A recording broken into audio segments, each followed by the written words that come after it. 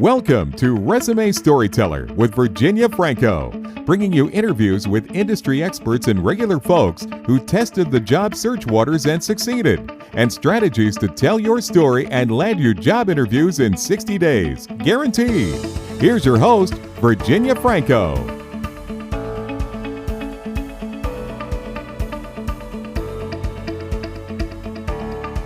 Today we're going to talk about, or I'd like to talk with you about how to make a career change without going all the way back to the bottom. A lot of people I know want to explore a career change, but they just absolutely do not want to take a huge pay cut or, take a position that is much more junior than where they were before. In my experience, career change is challenging. It is harder than staying in your field or doing a more linear move, but those challenges are not insurmountable.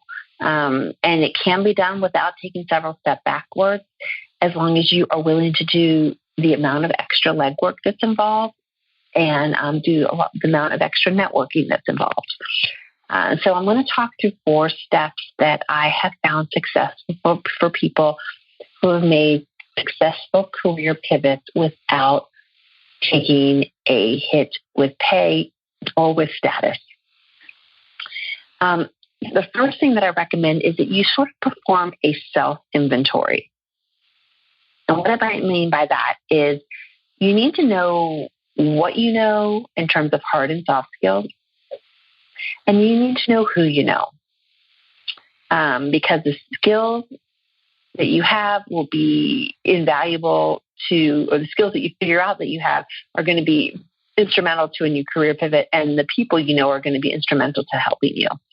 The good thing is that when you have already climbed the corporate ladder, you have acquired a lot of hard and soft skills along the way. And chances are that a good handful of those are going to be invaluable to your next employer. So if you are struggling to articulate the hard and soft skills you bring to the table, or just trying to figure out what they are, I've got a couple options for you. When it comes to soft skills, Reach 360 and the Myers-Briggs Foundation, or the MBTI test, is great. So our DISC assessments, DISC is D like dog, I, S like Sam, C like cat. There are free versions of Myers-Briggs and Reach 360 out there online. But for a deeper dive with Myers-Briggs, Reach 360 or DISC assessments, you might want to consider consulting with a trained facilitator to give you the test and help you to analyze the results. When it comes to pinpointing hard skills, check out My Next Move, which is a fabulous site that pulls information from the U.S. Department of Labor's ONET to determine interests and skills that align with your work. Now it's time for the exploration phase. So we've got your skills down, your hard and soft skills. Now we've got to figure out where to put them. In my experience, career paths are rarely linear, which means there's a lot of career paths probably out there that are a great fit for your skills that you didn't know exist. I wrote resumes for years, but had no idea it was possible to do it professionally until I began to do some research as part of my own career pivot back in, during the recession. To get some ideas, there's a couple of online offerings that I want to point out. There is a MAP test that takes ONET information to identify which jobs might be a good fit. MAP is M like Mary, A, double P like Paul.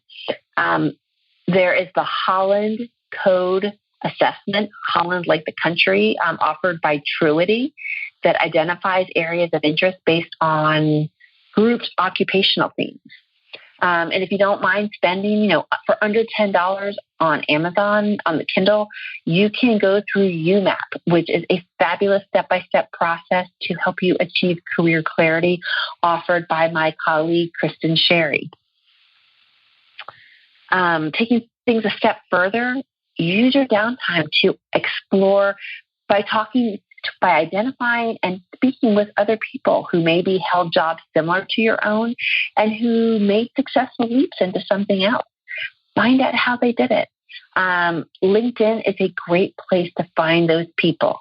They have searchable people filters where you can look by past titles and industries, and you can reach out to them. You can do a connection request, and when they accept, you can say, I see that you were in the career that I'm in now. I'm really interested in learning how you made the career pivot and see what kind of advice you might be able to offer me. You'd be surprised at how many people are willing to offer advice. A lot of people sort of get squishy when you ask for jobs, but a lot of people love to give advice. So once you have finished your self-inventory and your exploration phases, now it's time to bridge the gap, to connect your old career or your current career with the next one. Think about the hard and soft skills that you identified that are natural fits for your pivot. I found that project management, leadership, communication, those are skills that often resonate across a lot of different roles and can be articulated in conversations. You can put them in your career marketing collateral, which is your resume, your LinkedIn, all of that. It certainly can be in your elevator speech. The next step is, to me, probably the most important, and that is strengthening your network. The stronger your network is, greater your chances of success. You need advocates, those people willing to go the extra mile to make introductions and expedite your career change transition. If you don't have an advocate, it's going to be a lot harder for you to convince someone to take a risk. A hiring manager that you get in front of, even though you might do a great job of articulating your value and showing them how your skills are aligned and all of that, at the end of the day, they're still taking a huge risk on you by hiring or testing out someone that has never worked in their field before. But when they have someone they trust on the other end, making that introduction and saying that you are as great as you say you are, it's going to help ease their sense of risk-taking.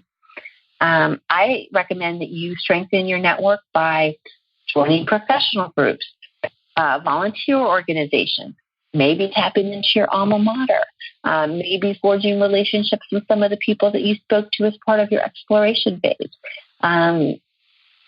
There are lots of different avenues to find people that are willing to help and to become your advocates, and you absolutely need these to fast-track a career change.